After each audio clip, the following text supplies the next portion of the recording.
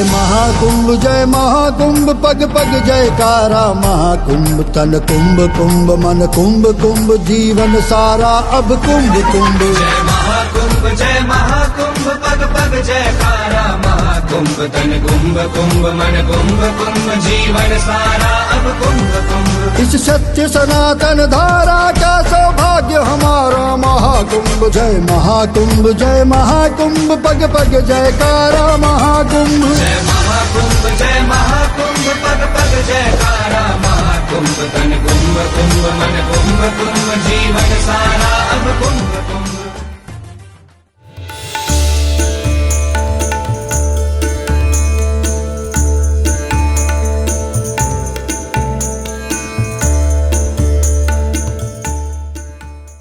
महाकुंभ ये सिर्फ आस्था का संगम नहीं है बल्कि भारत की सांस्कृतिक धरोहर का उत्सव भी है। यहाँ पर जुटते हैं नागा, साधु, सन्यासी, गृहस्थ, वानप्रस्थ और हर 12 साल के अंतराल पर पुनर्जन्म होता है भारत की परंपरा का। नमस्कार, स्वागत है आपका संसद टीवी पर। मैं हूं नवविक्रम सिंह और आज अपने विशेष कार्यक्रम में आपको दिखाएंगे महाकुंभ की तैयारियों के बारे में, साथ ही इसकी विशेषताओं के बारे में। महाकुंभ एक अनोखा आकर्षण है। अखाड़ों और साधुओं के प्रवेश से प्रयागराज का माहौल दिव्य, भव्य और विराट हो जाता है। ये साधु जो भौतिक सुख सुविधाओं से परे हैं, भारतीय साधना परंपरा का प्रतिनिधित्व करते हैं। ये एक ऐसे नगर में रहते हैं जो अस्थायी है लेकिन अनवरत है। ये न गांव है न शहर है, न ही कोई स्थायी ठिकाना। तंबुओं का एक जाल है जहां बीच में धारा है, पीपे के पुल है, संत हैं, प्रशासन है, पुलिस है, गरीब है, अमीर है और इन सब में घूमती विचरती आस्था है। ये है महाकुंभ जो संसार के दूसरे देश, चाहे वो लोकतांत्रिक हो, राजतंत्र हो, साम्यवादी व्यवस्था हो, किसी के इतिहास में ऐसा उदाहरण कहीं नहीं मिलता।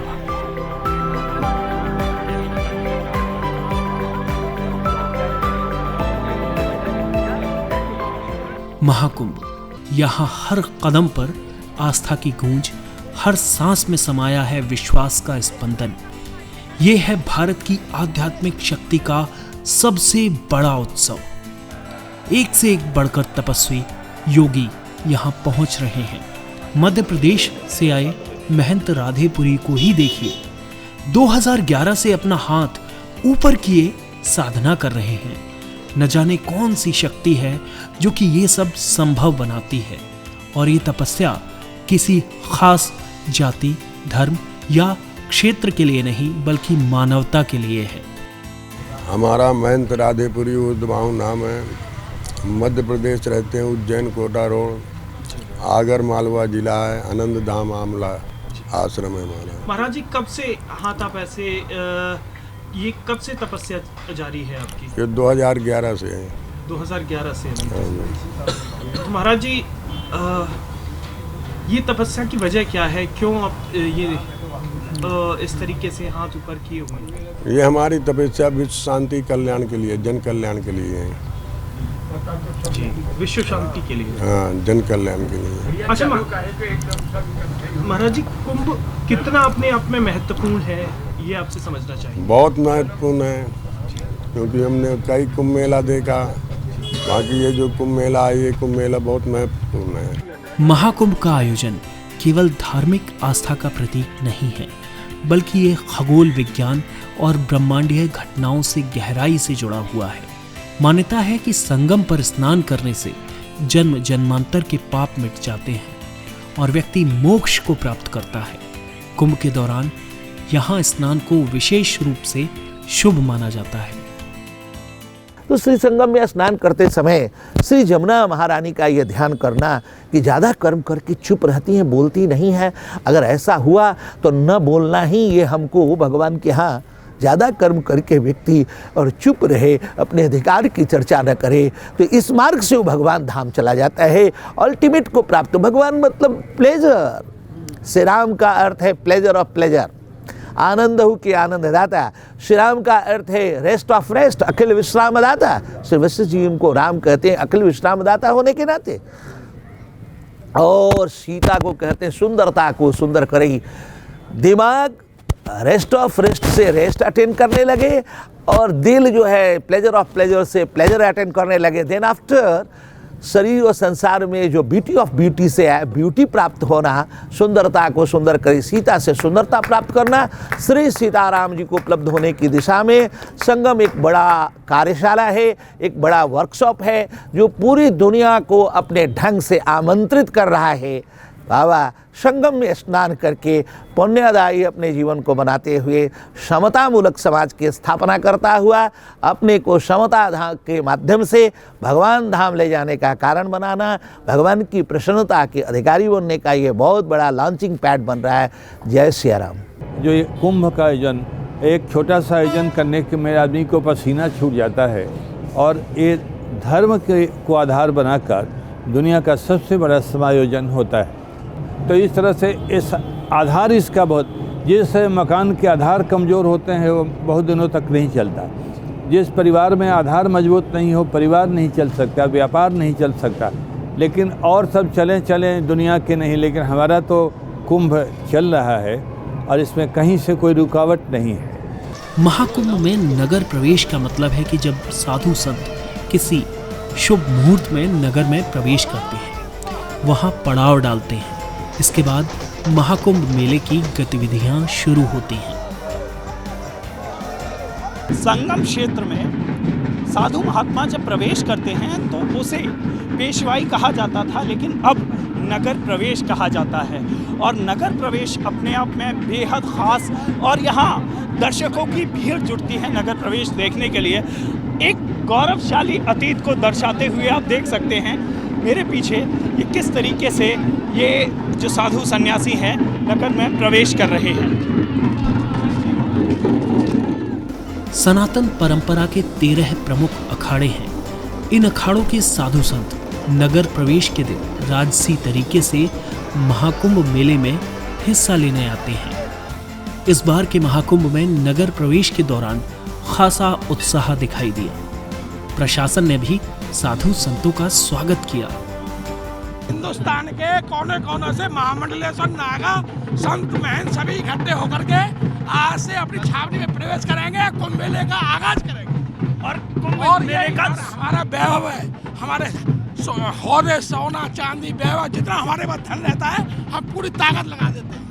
और इस बार मेले का स्वरूप इस बार कैसा लगा? बहुत सुंदर, भव्य, दिव्य, डिजिटल, ऐसा कुंभ मेला 19 वाले कुंभ मेले से भी अच्छा कुंभ मेला होगा ये। महाकुंभ केवल एक मेला नहीं है, बल्कि ये भारत की आत्मा का उत्सव है।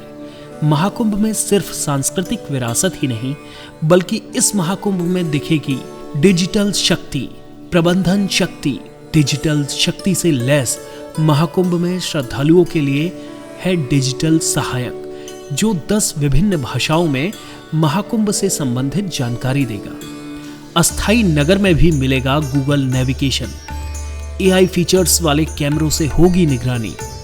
प्रयाग के 4000 हेक्टेयर में फैले मेला क्षेत्र को 25 सेक्टर में बांटा गया है। 550 से ज्यादा परियोजनाओं पर काम किया गया है। 9 नए घाटों का निर्माण किया गया और घाटों की लंबाई अब 12 किलोमीटर तक फैली हुई है। 8 नए river front, 14 road over bridge, 30 pontoon पुल और 200 सड़कों का विस्तार किया गया है। 80 मार्गों का सौंदर्यीकरण और 500 किलोमीटर अस्थायी सड़कों का निर्माण आपकी यात्रा को सुगम और सहज बनाएगा। 67,000 स्ट्रीट लाइटों की दूधिया रोशनी में नहाएगा मेला क्षेत्र। श्रद्धालुओं के लिए होंगे 9 रेलवे स्टेशन, जहां से चल रही हैं 13,000 से ज्यादा ट्रेन, जिसमें से 3,000 होंगी मेला स्पेशल ट्रेन। इसके अलावा प्रयागराज में बने 7 बस स्टैंडों से चलेंगी 7,000 बसें और 550 शटल सर्विस। और देश विदेश से आने वाले यात्रियों के लिए तैयार है प्रयागराज में बना एयरपोर्ट का ये नया टर्मिनल। महाकुंभ में 1850 हेक्टेयर में होगी पार्किंग की सुविधा। महाकुंभ आने वाले श्रद्धालुओं की सुविधा के लिए बड़े हनुमान मंदिर कॉरिडोर, भारद्वाज आश्रम corridor, Akshayavat corridor, Patalpuri corridor और सरस्वती कूप कॉरिडोर का निर्माण किया गया है। इसके अलावा प्रयागराज के अलग अलग देवस्थानों का भी विकास किया गया है।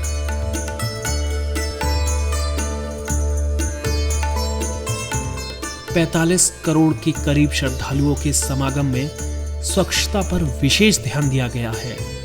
प्रयागराज की नई छटा निश्चित ही श्रद्धालुओं का मन मोह लेगी। सीसीटीवी कैमरों की निगरानी, कुंभ से संबंधित AI चैटबोट और integrated command control centre Mahakumbh को बनाएंगे सुरक्षित, सुखद और सुविधाजनक। देखिए, प्रयागराज पूरी तरह तैयार है। आदरणीय मुख्यमंत्री जी के निर्देशन में और आदरणीय प्रधानमंत्री जी के आह्वान पर पूरी जो प्रयागराज जनपद की प्रशासनिक टीम है, पुलिस की टीम है और प्रयागराज के जितने हमारी जनता जनार्दन है, सभी पिछले 1 वर्ष से लगातार बहुत व्यापक स्तर पे इस मेले की तैयारी कर रही थी। देखिए, आप अवगत हैं कि प्रयाग दुनिया का बहुत पुराना शहर है और प्रयागराज की भव्यता को विराट स्वरूप देने के लिए लगातार आदरणीय मुख्यमंत्री जी ने इसकी चिंता की है, लगातार निर्देश दिए हैं। और पॉइंट ऑफ इंटरेस्ट जो यहाँ के चाहे हमारे आध्यात्मिक टूरिज़्म हो, हमारा धार्मिक चेतना से संबंधित चीज़ें हों और यहाँ के पॉइंट ऑफ इंटरेस्ट हो, उन सभी को बहुत डेवलप किया गया है। संगम में पूजन स्नान के साथ में लेटे हुए हनुमान जी का दर्शन करना हो, अक्षयवट और सरस्वती कूप के दर्शन करना हो, इसके अतिरिक्त हमारे सोमेश्वर महादेव, मनकामेश्वर महादेव जी, नाग वासुकी मंदिर, द्वादश माधव टेम्पल और इतने अधिक मात्रा में पॉइंट ऑफ इंटरेस्ट तैयार किए गए हैं। अखाड़ों को यहाँ पर रहते हुए देखना, सभी साधु सन्यासियों से जो कि हिमालय की कंदराओं में भी पूजा अर्चना करते हैं, ध्यान लगाते हैं और वो इस एक तो 45 वर्ष बाद जो कुंभ का विशेष अवसर आया है, इस दौरान यहाँ पर आ रहे हैं, तो निश्चित रूप से बहुत भव्य स्वरूप है और बहुत सारे लोग आशीर्वाद लेने के लिए और कुंभ में अमृतपान करने के लिए आएंगे। तो निश्चित रूप से बहुत फैला हुआ क्षेत्र है। लगभग 6000 करोड़ के 600 से ऊपर परियोजनाएं विगत वर्षों में यहाँ पे जो शिलान्यास किया गया था, उन सबका आदरणीय प्रधानमंत्री जी ने पिछले माह लोकार्पण किया है और आप देख रहे हैं कि बहुत ही सुंदर भव्य प्रयागराज निकल कर आया है। महाकुंभ में प्रमुख स्नान 6 तिथियों पर आयोजित होगा। सुबह सुबह अखाड़ों के साधु सन्यासी त्रिवेणी संगम में डुबकी लगाएंगे। पहला अमृत स्नान 13 जनवरी पौष पूर्णिमा पर है। महाकुंभ का दूसरा स्नान मकर संक्रांति यानी 14 जनवरी को होगा। तीसरा और सबसे प्रमुख स्नान 29 जनवरी को मौनी अमावस्या वाले दिन होगा। महाकुंभ में चौथा अमृत स्नान बसंत पंचमी के दिन किया जाएगा। ये अमृत स्नान 3 फरवरी को होगा और 5वां स्नान माघी पूर्णिमा के दिन 12 फरवरी को होगा। छठा और आखिरी स्नान 26 फरवरी के दिन महाशिवरात्रि को होगा और इसी के साथ महाकुंभ के समापन की तारीख भी है और साथ ही पूरी हो जाएगी हजारों साल से चली आ रही परंपरा। 13 जनवरी से 26 फरवरी के बीच का समय वो समय होगा जब विश्व भारत के आध्यात्मिक ऊर्जा के प्रवाह, सामाजिक समरसता को देखेगा। महाकुंभ दरअसल आध्यात्मिक चर्चा और देश विदेश के कोने कोने से आए साधु संतों के मिलन का एक जरिया भी है। साधु संत इस बार के महाकुंभ के आयोजन को विशेष बता रहे हैं। गंगा यमुना सरस्वती के पवित्र संगम पर जब ब्रह्मांडीय योग का संयोग होता है, तब होता है महाकुंभ। और महाकुंभ में देश और दुनिया से आए हुए श्रद्धालु और ख़ास तौर पर जो हमारे संत हैं वो एकत्रित होते हैं। तो हमारे साथ इस समय कुछ संत मौजूद हैं, उनसे बात करते हैं महाकुंभ को लेकर तैयारियों पर। महाराज जी, सबसे पहले तो आपसे समझना चाहेंगे, आइए महाराज आइए, सबसे पहले तो अपना परिचय हमारे दर्शकों के लिए। मैं सनी महाराज, कल्याण, महाराष्ट्र से। ये महाकुंभ का आयोजन सबसे पहले तो हम समझना चाहेंगे कि किस तरीके का आपको पहले से अलग लग रहा है। अलग बोलेंगे तो पहली बात तो हम इस कुंभ में तो पहले बार आए हैं। हाँ, प्रयागराज के धरती पे हमने पहली बार आए हैं और ये हमारा सौभाग्य है कि जो हमें ये मौका मिला है, ये जो 12 वर्ष में जो महाकुंभ है, इसमें आने का हमारा ये बहुत बड़ा सौभाग्य है। इसमें बहुत जो ऋषि मुनि जो है ना, वो बोलते हैं कि यहाँ के देवता, ऋषि मुनि, वो लोग आपको खींच के लाते हैं, संत महात्माओं को वो लोग खींच के लाते हैं इस तट पे। हम अपने मर्जी से नहीं आते, वो लोग हमें खींच के लेके आते हैं, ऐसा उन ऋषि मुनियों का बताना है। अच्छा, प्रयाग, महाराज जी आपसे समझना चाहेंगे, प्रयाग की धरती की महिमा बताई गई है, तीर्थराज बताया गया है प्रयाग को, और उसके तट पर ये संगम। तो ये अपने आप में कितना विशिष्ट बनाता है प्रयाग को संगम और संगम को प्रयाग? हाँ, ये ऐसा है, पूरे विश्व में सर्वश्रेष्ठ है, आदि वैदिक सनातन और मानवता के प्रतीक जो भारत है, और भारत के सर्वश्रेष्ठ धर्म स्थान है प्रयागराज है। तो प्रयाग ऐसा कहा गया, जितने भी तीर्थ है सभी तीर्थों का राजा प्रयाग कहा गया है। और प्रयाग में जो संगम है ये सभी धाराओं का एक मिश्रण स्थल है। गंगा, यमुना, सरस्वती, जिनको बाग विद्या चाहिए उनको अपना सरस्वती की कृपा चाहिए, जिनको साधना में तेज शक्ति चाहिए इनको यमुना जी की कृपा चाहिए, और जिनको मोक्ष चाहिए वो गंगा जी की कृपा प्राप्त करेंगे।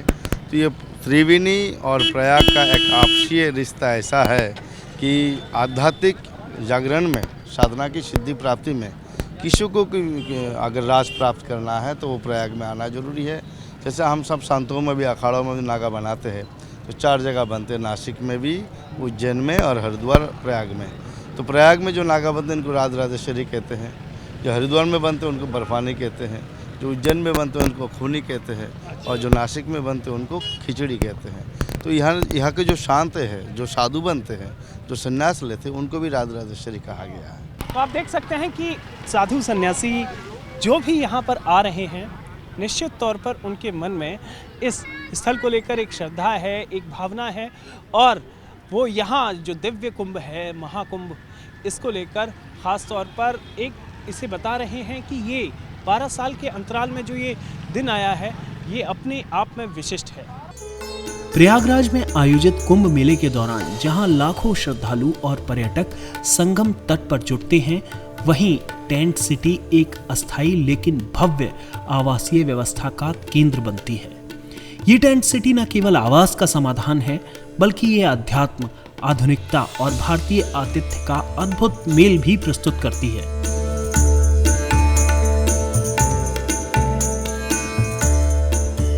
महाकुंभ में आने वाले श्रद्धालु हर आयु, वर्ग और पृष्ठभूमि से होते हैं। महाकुंभ में शामिल होना हर श्रद्धालु के लिए एक अविस्मरणीय अनुभव होता है। It's an incredible experience. It's a most wonderful experience for my life because it's unique in the world. So many people are coming to celebrate Shiva, and it's wonderful. I know very well India, but every 12 years this Mela is unique.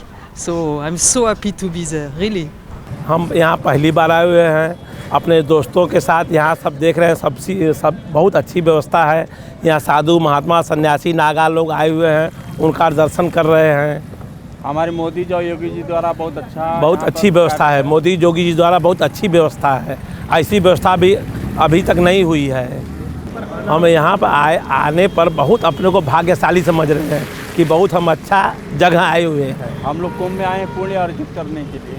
ये महाकुंभ तो अपने आप में एक बड़ी भव्यता और बड़ा एक अलौकिक एक अपना महत्व रखता है, और ये 144 साल के बाद ये कुंभ आ रहा है।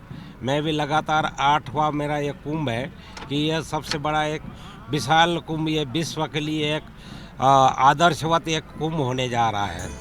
यहाँ आकर वे न केवल धर्म और अध्यात्म के करीब आते हैं, बल्कि मानवता, सामूहिकता और भारतीय संस्कृति का सजीव अनुभव करते हैं।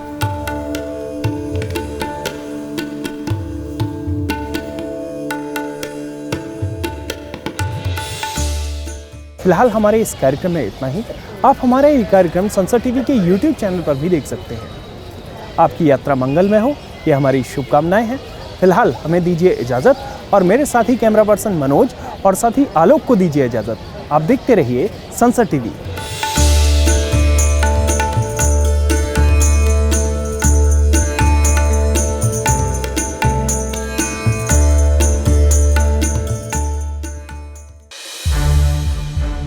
संसद टीवी के और भी प्रोग्राम्स देखने के लिए सब्सक्राइब करें हमारा YouTube चैनल, और हाँ, इन्हें लाइक और शेयर करना ना भूलें।